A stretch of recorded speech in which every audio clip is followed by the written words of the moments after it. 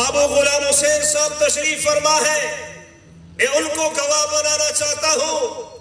اور مفتی عبداللہ نوری صاحب نے ایک بات اس کے حوالے سے کی گئی کہ جی درس و تدریس کو چھوڑ کر ختم نبوت کی تحریک کو آگے لا رہے ہیں۔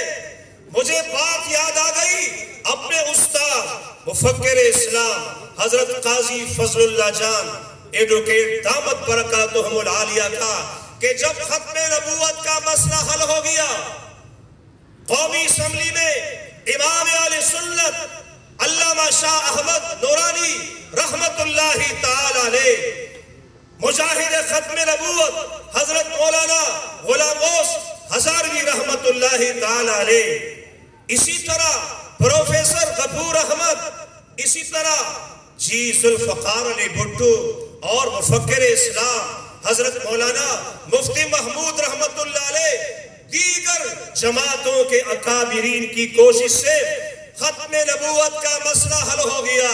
پھر حالات چلتے رہے، سیاسی حالات چلتے رہے۔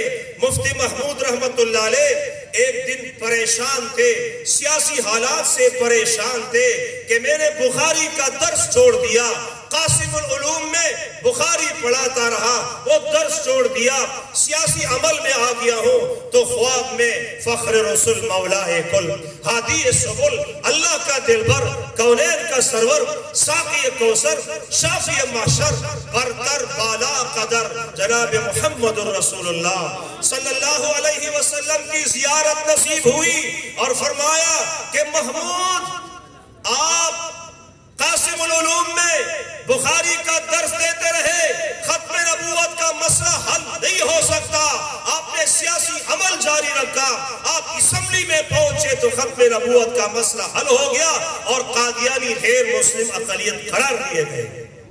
تو یہ عمل بہت اہم عمل ہے۔ اب کرنا کیا ہے؟ اپنی اپنی جماعتوں کی کارگزاریاں اس کی ضرورت نہیں ہے، واضح ہے جس نے جو عمل کیا ہے۔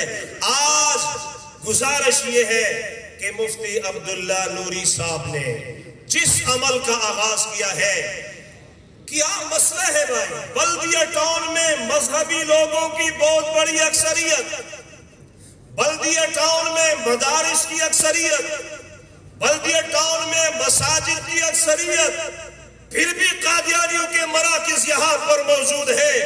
یا ہم ہوں گے یا قادیانی ہوں گے، وہ کردار ادا کریں گے۔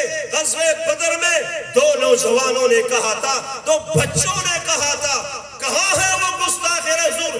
آج یا ہم ہوں گے یا وہ ہوگا۔ آج وہ کردار ادا کرنا چاہیے۔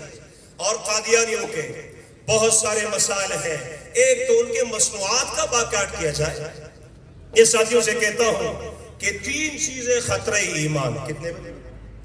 تین چیزیں خطرہ ایمان: شیطان، قادیان، شیزان۔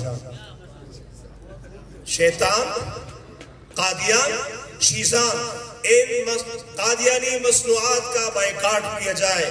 اور آج جو بھی اعلامیہ ہوگا، اب مسئلہ یہ ہے کہ ساتھیوں نے کہا بھائی نکلنا چاہیے۔ نبی علیہ السلام نے فرمایا اگر میرے بعد کوئی نبی ہوتا تو حضرت عمر ہوتے۔ ابو بکر صدیق کا نام کیوں نہیں لیا؟ اس لیے کہ پیغمبر جمالی پیغمبر، تو جمالی پیغمبر کے بعد ایک جلالی پیغمبر نے آنا ہوتا ہے، تو اس لیے جناب عمر کا نام لیا، چونکہ سلسلہ نبوت ختم ہو چکا ہے۔ اللہ اکبر۔ تو اب ختم نبوت کے تحفظ کے لیے جلالی لوگوں کا انتخاب کرنا ہوگا۔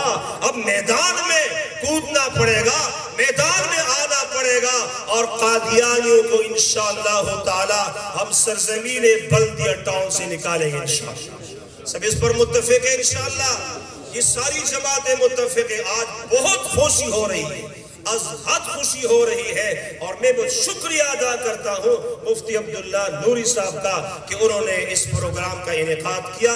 جمعیت علماء اسلام، جامعہ حقانیہ بلال مسجد، عالمی مجلس تحفظ ختم نبوت کے خادم کے حیثیت سے میں ہر قسم کی قربانی کے لیے تیار ہوں۔ اور خوشی کے بعد یہ بھی ہے کہ عبداللہ نوری صاحب سے سب سے پہلا ملاقات جو میرا ہوا وہ بھی ختم نبوت کے حوالے سے۔